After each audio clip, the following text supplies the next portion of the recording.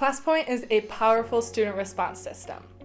Now that all of the students have joined my class, I can easily start asking questions and receive their answers. Unlike other student response systems, with ClassPoint, I don't have to go into a different platform to set or create questions. Everything is just done straight through PowerPoint. Right now, we support 3 different types of questions: multiple choice, image upload, and short answer. I will quickly create one of these questions to show you how easy it is to convert any slide into a question slide. So let's create this slide about global warming. The power of ClassPoint is that you can convert any normal slide to a question slide by adding the corresponding question button to it, like this. You can configure its properties here if needed. During the slideshow, the question button appears on the slide, so I only need to click it to start collecting responses from my students right inside PowerPoint.